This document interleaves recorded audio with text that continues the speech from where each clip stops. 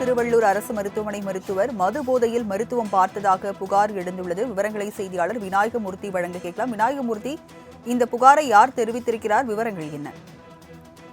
வணக்கம் ராஜலட்சுமி. திருவள்ளூர் அரசு தலைமை மருத்துவமனையில் உள்நோயாளிகள் மற்றும் வெளிநோயாளிகள் என தினமும் ஏராளமாக சிகிச்சை பெற்று வருகின்றனர்.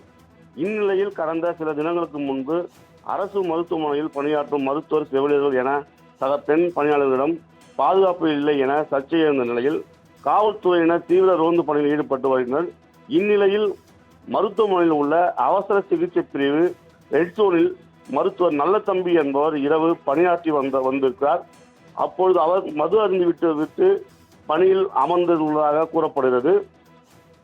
அவர் வார்டில் உள்ள நோயாளிகளுக்கும் அட்டண்டர்களை ஒருமையில் பேசி அவர்களை வெளியே போக சொல்லி திட்டியதால் அங்கிருந்த நோயாளிகள் முதலில் நீங்கள் வெளியே செல்லுங்கள், போதையில் பணியாற்றி உள்ளீர்கள் என கேட்டுள்ளனர். இருவருக்கும் அங்கே வாக்குவாதம் ஏற்பட்ட நிலையில் அங்கு பணியாற்றியிருந்த சக ஊழியர்கள் அவரை சமாதானப்படுத்தும் பணியில் ஈடுபட்டுள்ளனர்.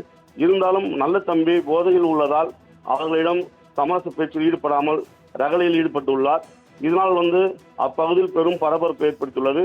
நோயாளிகள் தினமும் வந்து செல்லும் இடத்தில் இதுமாதிரி குடித்துவிட்டு பணியில் அமர்ந்து வேலை செய்கிறது என்ற பொதுமக்கள் அங்கே ஒன்று கூடி அவரிடம் வாக்குவாதத்தில் ஈடுபட்டுள்ளனர்.